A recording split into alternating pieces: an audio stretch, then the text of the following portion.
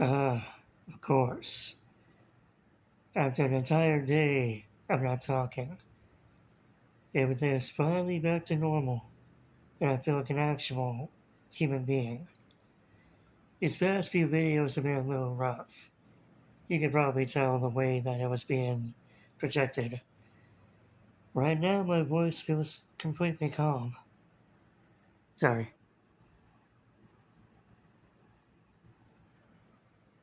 Right now, my voice feels completely calm.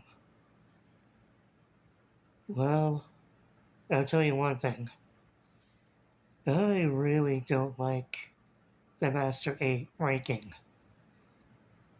I think it's in genuine bad taste. Leon makes sense because of the plot. Kinda has to be the world's strongest. The change from Lance being the world's strongest to now Cynthia doesn't come up as good, it comes up as really lazy. Cynthia, throughout the entire franchise since she was introduced back around 2006, I believe, has always been the strongest woman on the goddamn planet because she just can. But with the years going by and new regions, 4 regions officially speaking, um, it should be no longer valid. That's what I think. It is cool to see her being the strongest, but it's more for popularity power than actual merit. However, you got Tobias on the anime to consider. Sorry. Tobias had Darkrai and Latios on his team. It's implied that he had actually more than just those 2 legendaries. Fucking A. The only thing I want to know was this. When Ash saw Cynthia again, why didn't he ask, hey, what happened to... What? Sorry. Fucking A. Alright, let's try this again. Testing, 1, 2, 3. Yeah. All the man wanted was this. Ash goes up to Cynthia when he meets her again and asks this. Hey, Cynthia, what happened to Tobias? Deadpan. Blunt. Eyes wide open. Look at him saying, who? Straight up. Right there and then, just that response. That's all you need to know. That's all you need to know.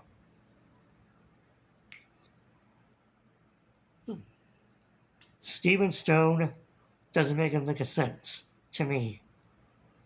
And don't say, it's because of the Carlos region. Yeah, no, that was bullshit, in my opinion.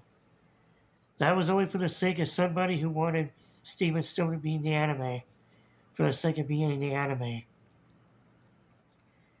Made sense. It was cool for the moment. But having him just being the world's strongest is actually kind of lazy. Sorry. I really don't like yawning. I don't like yawning in general. So every time I do, I pause the video, so you go hear it, and you go, ooh, me too. I think Steven Stone being in it paints a very lazy picture. I think it's really a genuinely bad decision. To have a character who's able to fight against the legendary Pokemon is amazing, but to have him being the world's strongest is actually a dumbass idea. At the exact same time, he is the only guy that actually gave a good round against the 2 legendaries. It literally took Rick Waynes not jumping in the fucking fight for Steve to actually stop. So it's a very iffy situation to be a part of, in my opinion. To be honest, Brandon should be in it. Remember Brandon? The guy that had casually Reggie Gigas, Reggie Ice, and Reggie Steele on his fucking team? 3 legendaries. Ash was barely able to beat one. Yawning and coughing pissed me off. So I paused the videos for that. Ash was barely able to beat them. No wonder why he looked at everybody and said, "No, I'm not gonna be a Pyramid King. This guy is strong as fuck. It was only a miracle Pikachu actually won.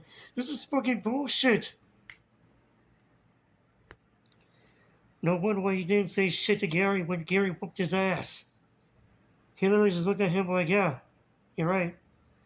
Oh, bullshit for the writers for not making us have a Gary vs. Ash rematch. That's bullshit. They better have the fucking rematch this weekend. We need to see them duke it out one last time. As a matter of fact, Gary should be the fucking... Sorry, I keep swearing. Try to keep it kid friendly. Gary should be in the PWC just as much as Ash. I got so much dirt to talk about the whole plot setup and why Project Mu sucks. No, unfulfilled. It doesn't suck, it's just unfulfilled.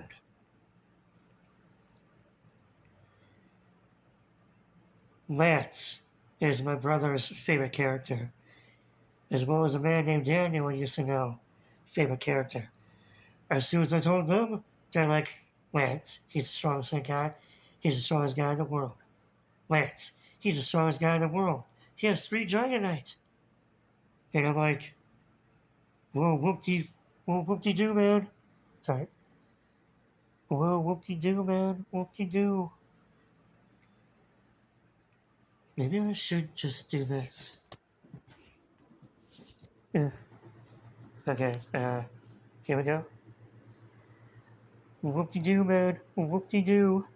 You're not special. You got 3 Dragonites. You're not special." Ugh.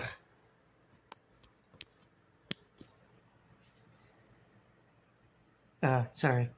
Makes sense for the plot, but them having dragon type, goddammit.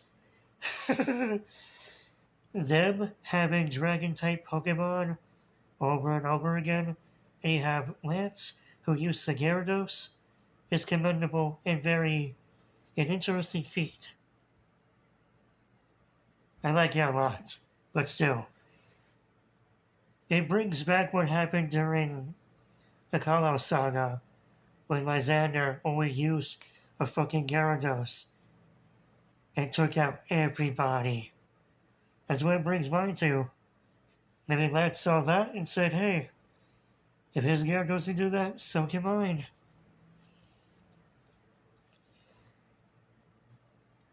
I don't know. I just feel like it'd be a great idea to have Lance be the world's strongest because it brings mind to the original canonicity of how Pokemon Kanto was. For the old fans who want to just watch it again, having... sorry. Am I nervous? Anyway, okay. Having Lance be the world's strongest would just bring peace to everybody around them. All these new guys jumping in, all these one-by-one guys jumping in, they're nothing compared to Lance. He can just whoop all their asses. Everything is genuinely fine. 5th strongest in the... let's see.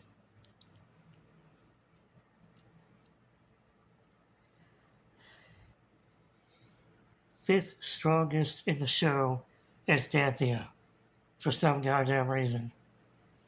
Danthea is a character who should be very, very, very strong, just like Brandon, but never acknowledged for her strength. Seeing her in the masterclass has made me think a little bit differently toward how the PWC is handled and why Ash is such a heavy hitter. That was before March, when I did a rewatch, and I realized just how bare bones this PWC match actually is, and why you should look at this and just go, I don't know, man. I don't know. I don't know, man. I don't know. Sorry. Danthea being the fifth strongest is cool, but her being lower than Cynthia is actually stupid. Very type. If that's the case, then Lance should be stronger than everybody. Again, because it's Gyarados, you know. Danthea has the advantage. Danthea was so goddamn strong. Anyway.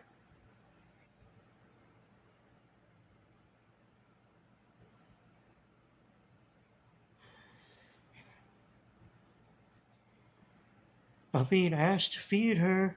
Technically speaking, if you want to be extremely technical, Ash defeated her. Sorry, spoilers. He defeats her, but it's not actually stated. He does. He is. He did. The sixth strongest is just outright bullshit. An anime original character. That's fine. That's how it should be. But it's Alon. Motherfucker has a Charizard, which has already been slated because of Leon and his incredibly poor, unoriginal bullshit team. Leon, his Charizard should not be his ace. That should be Typhlosion. Typhlosion's all but the flame. It should not be Charizard. This is why I said Gyarados should be the world's strongest. If you're gonna go with bullshit powers, do that.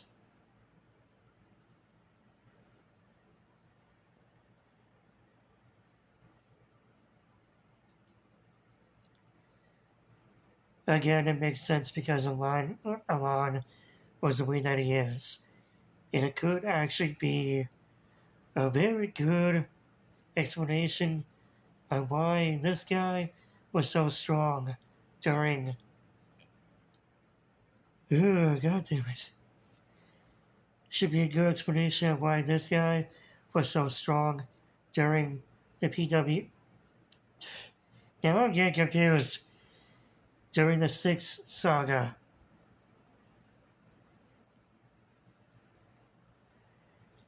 If it was revealed all this time, the PWC was always around. It's just that Ash never simply saw it out. It makes a lot more sense. Which is interesting when Clement didn't even bother to comment on it whatsoever.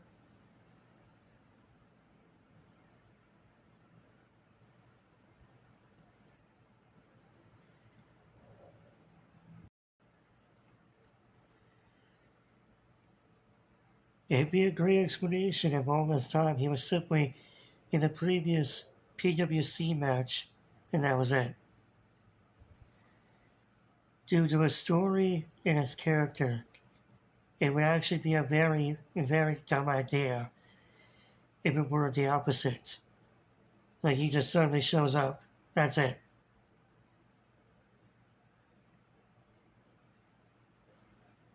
Rank number 7 is the most controversial because we don't know shit about her story. Iris. And it really tells you how much of a bad friend both they actually are. You'd think they keep in touch. Which is alarming because Dawn called Ash out of nowhere, implying that Ash has her number. Ash can call them. Ash can do stuff. Ash can figure shit out. So, why aren't they calling each other? Keeping each other up. You know what I mean? Sure, this is your life. This is what you do. Talk when you want to. Still, it's cool that Ash has an actual rival. Oh, sorry, Alon. Who actually works hard. Oh, Alon again. Who actually has a personality. Oh, hey Steven, how you doing? Kidding. Steve has a personality, don't worry. Again, Dragon type, fucking stupid. Sorry. But at least it's not some Generation 1 idiot. It's interesting that our ace is the fifth generation guy in our Dragonite. Which is why the change is made for Gyarados instead of Virus. Still, when did her get bring up in a conversation? Who looked at her and said, hey, make her top ranking?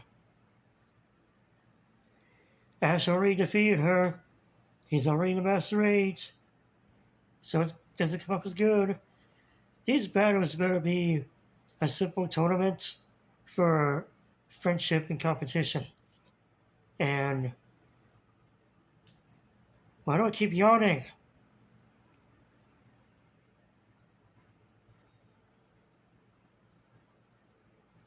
I'll get to what I just said a bit later. Now let's get to my own personal frustration with this good-for-nothing anime. If it was last year, I would have been on board. Absolutely.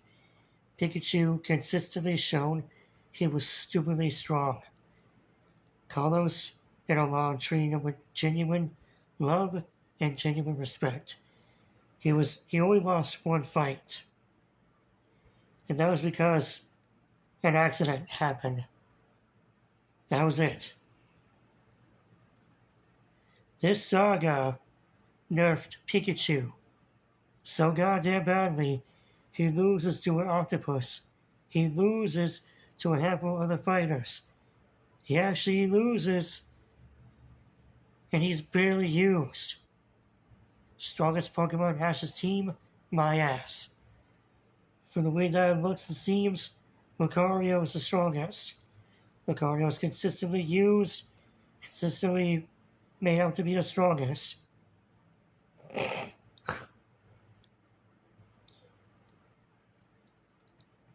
Don't give me that anime bullshit where Ash was simply saving him for the best. Then where the fuck was he during the actual battle with Rayon? Pikachu should be the one giving Ash the victory. Screw Lucario. Sorry, I'm just bitter. You nerfed Pikachu to a point, and it pisses me off. Pikachu should be the one taking wins. Should be the one actually doing all this. Them going out of their way saying he's the ace is pissing me off. I'm not holding back my opinion. I'm being critical. I'm telling you all what I actually think. If you guys care. It's nerve-wracking. It pisses me off.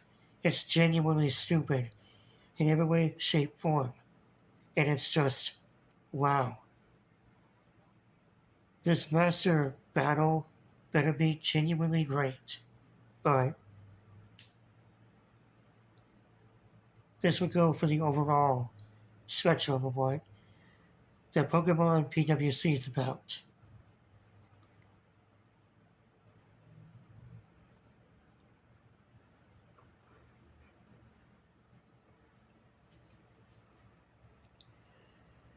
Alright, so here's what I'm thinking. This Masterclass tournament will be a tournament, not to prove who gets better rank. This will be a practice match between all 8 finalists. It'll simply be just Ash whooping ass. The next time you see them, it'll be an official one-on-one match. And it's all about just boosting up ranks. Unless three things. Knowing how poorly thought out this PWC is, knowing how rushed this PWC is, this will be an official tournament. You win, you get ranked, everything's fine. This will be a bullshit one-on-one match where all they use is their ace in the sleeve. That's it. No 6-on-6 battles, no reserves, no special handicaps, no dynamics, no nothing. Which would be nice if it's a traditional. Sorry. Which would be nice if it were a traditional one-on-one battle. How it was back in the day before abilities, dynamics.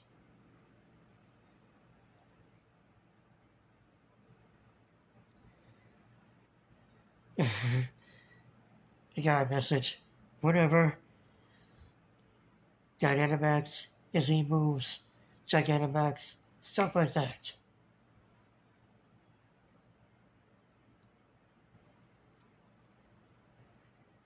It'd be nice if he brought back the traditional battles, how they used to be. That'd be nice. That'd be great. That'd be welcoming. I had a third idea, but I don't know what it was.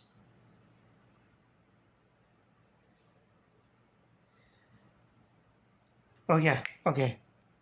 They're going to skip the Masterclass battle, and the only reason why you get 2 brackets is simply because of practice matches. When they're done, they have the option to fight Leon all day, every day. So Ash is gonna go and fight Leon to a standstill, and all 8 of those times, he's gonna figure out everything there. I should be excited, but I'm not. I don't know why. I see through everything now. My eyes are just wide open. I'm critical toward a bunch of shit.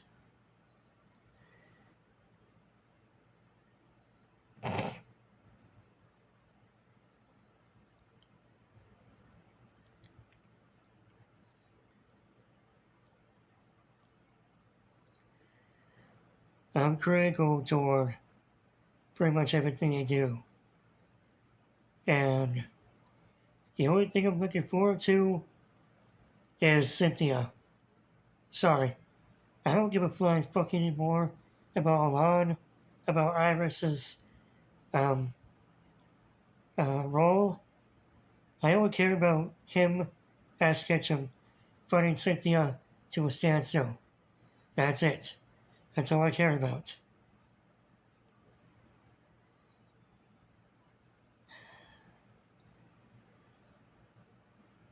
$30, huh? Not too bad.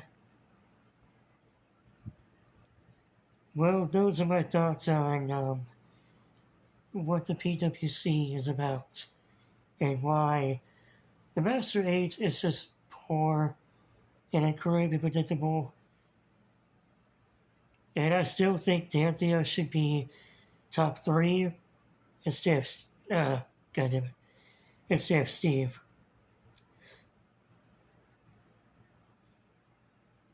Well, before my voice gives out, did you have fun?